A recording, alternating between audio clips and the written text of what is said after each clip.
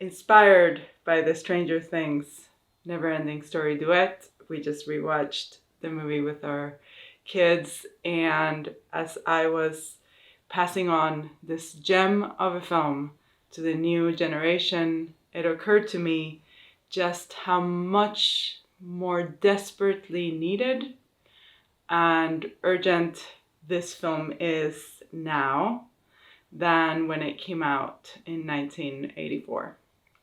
When A NeverEnding Story came out, it was the year that we had the big Apple Super Bowl commercial, when we have the fabulous woman in the shorts come in and, you know, she throws the hammer at the screen and she saves all the guys that are in black and for some reason their hair is shaven. And we had this announcement that Apple is coming and everything is going to change. And it did. And a lot of that change was amazing. But it also has meant that almost 30 years later, now we have Chat-GPT. You tell it to write you a story about a boy who finds a magical book and suddenly ends up in a new land, and you have it in 30 seconds. I don't know because I don't use Chat-GPT, but I've heard maybe even less time than that. There's the story. NeverEnding Story is indeed the story of a bullied boy who has just lost his mom, and he finds a magic book and he hides in the attic of his school and reads it overnight, and in the process of that he changes his life and saves the world. Now the world he saves is not our world necessarily, but the world of imagination. And what the film is telling us is that if we don't have imagination, our world is also screwed. In order for us to be human, we need to be able to dream and tell stories and lose ourselves in these fictions. And as much as today's world has a lot of places for us to lose ourselves, usually in our phone, those things tend to distract us from the part of us that is able to tell stories. So, NeverEnding Story, with its love letter to what happens for everyone when we lose ourselves in our dreams, is vital watching for you, for your children, for everybody you love, as we try to figure out how to come out of the complicated mess that we're in when we seem to have lost the power, the inclination, the need to tell stories. Our NeverEnding Story protagonist, Bastian, is played by Barret Oliver, and he is the traditional wounded boy that you can't but root for. He is full of imagination and dreams, and he's just lost his mom and he's been left with a dad who's drinking the weirdest thing. We can't figure out what he's drinking, but it has like a raw egg in it and it's orange. Is it orange juice with a raw egg? I don't know what it is, but it's gross. And the dad, he's not a bad dad, but he just has no idea what to do with this boy. He's like not somebody who understands the very sensitive kid that he has, and he's bullied by these stupid guys that make him jump into the dumpster. There's all of these things that make us really feel for him. And what he has going for him is that he loves to read. He loves The Lord of the Rings and Treasure Island. He is a boy that, because his current situation is so difficult, has found refuge in reading. And that refuge allows him to earn the right to this magic book that's a little more than just lose you in a story. But in order for you and for us, for all of us, to be able to have the right to enter the stories, which is what the NeverEnding Story book does, we have to be able to lose ourselves in them. These long tales, my God, The Lord of the Rings is long.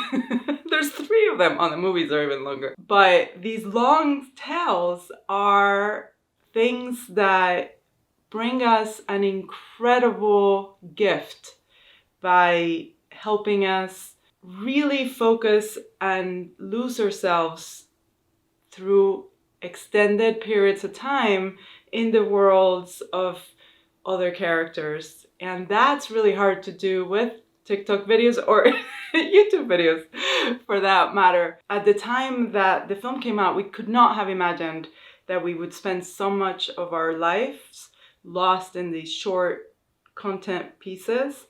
But it reminds us of why, even as you continue to watch this channel and others, there needs to be a moment where you go away and you lose yourself in a much longer, much more complex world that absorbs you for a long, long time. One of the most important messages of a never-ending story is that the most important quests in our lives do not require weapons, aka violence, but determination and a belief in what you're doing. This is a time during which we have multiple wars happening at the same time. There's a lot of rhetoric around us versus them. These are very divided times. More divided, I would argue, than 1984 when the movie came out.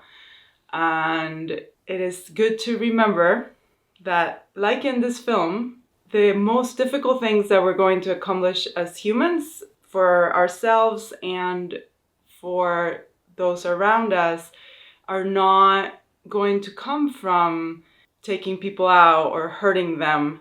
In the never-ending story, we have a connection between Bastian, our reader, and then Atreyu, who is the protagonist of the book that Bastian is reading. Atreyu is played by Noah Hathaway, and by God was I in love with this boy. When I was a little girl, my God, that's embarrassing.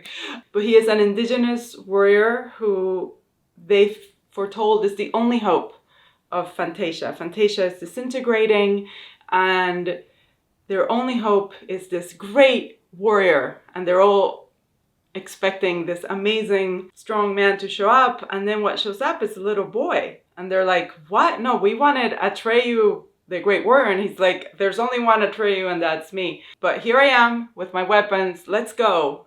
And then he's told, no weapons needed for this, sorry. And it's a little shocking for them that it should be a child, and it's really shocking for Atreyu that he should just go weaponless.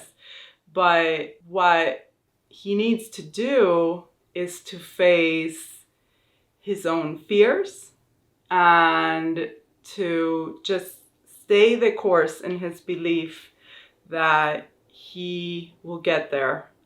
And of course, he needs to be pure of heart. We always do this to our warriors. But if we break this down, right, what is it about a person that will allow them to make it through all the craziness that life throws at us? And violence isn't necessarily the answer. Often the answer is being brave and compassionate and looking after other people and keeping going.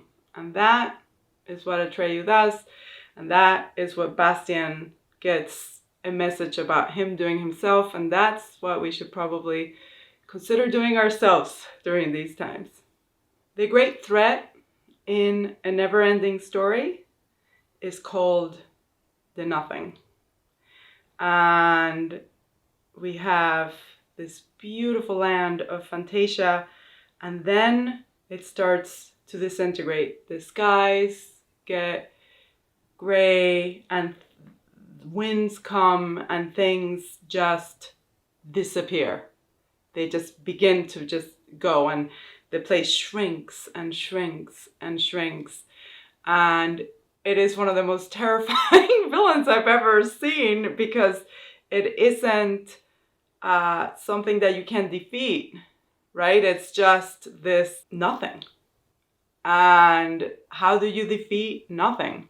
At least for me, I think of the nothing as failing to care and failing to feel and failing to engage. We had plenty of drama and despair when the film came out. I was a kid, so my drama and my despair were different from what they are now. But what I feel now as an adult walking in the world is that it feels pretty hopeless in a lot of ways. We're worried about the economy, we're worried about wars, we're worried about how we are going to relate to each other, we're worried about our planet, we're worried about all these things. There's always something to worry about, and wherever you stand on the political spectrum, there's something to worry about. There's a lot of things that are constantly coming after us right now, and it feels like the solution is to just not care, because caring hurts. Because when you care, you're going to end up getting wounded, because all of these things that we care about are not going to work out the way we want them to. So we lose ourselves in like, you know what? No, I don't care. But according to this film, and I agree with them, the moment we do that, we're going to disappear. Just like Fantasia. Because when we care, we're at least going to defeat some of these things. We're at least going to fight for some of them. We're not going to get them all, but we're at least going to do something. And that, if we all do a little something, Fantasia won't disappear. But if we all just sort of lose ourselves in despair, we're done for. So the film is a reminder that even though it's an imperfect and painful task, we need to care. One of the most memorable weekends of my childhood was spent at the house of my beloved friend Romina, and we watched a NeverEnding Story 5 times. I don't know how we got away with this, but we did. And we watched it 5 times, and every time that Atreyu's horse, Artax, drowned in the swamp, I cried. And man, did I cry. I just it was the most depressing, powerful, engrossing, devastating scene. I just could not deal with it 5 times in one weekend. And he dies because he lets the sadness take him over. That's what the swamp does. And Atreyu, amazing hero that he is, even though his beloved horse dies, he doesn't let the sadness take him over, because he has to save Fantasia. He's on a quest, and as devastated as he feels, he has to stay alive to complete his quest. Then we get the kind of miracle that children's movies are made of, in which this dog-faced, fabulous, furry, amazing flying dragon Falkor comes in and picks him up from the swamp and takes him away. And he wakes up in some moon of sorts. And Falkor says, "I'm a luck dragon. And why did I find you? Never give up, and good luck will find you." Yes, it's a little corny, I suppose, to think that our beautiful white horse died and then we got a talking, flying, horse-like creature to come and save us. But the message was deeply powerful, and for a child, and even for adult me, the idea that these tragedies that seem so devastating at the time that they're happening are part of a longer narrative, and that if we let them completely take us down, the narrative is going to go in one direction. But if we, as difficult as it is, try to find some optimism, or at least to hold on to the tree as Atreyu does, good luck may find us. It might not be as charming and shiny and happy as Falkor is, but it is a reminder to not let ourselves completely drown in despair, and a very welcome one during our times. There's so much magic in a never-ending story, but perhaps one of the more magical ideas of it is that we can be part of the stories that we're reading, the stories that consume us, the stories that give our lives meaning and that helps us figure out who we want to be and like and why.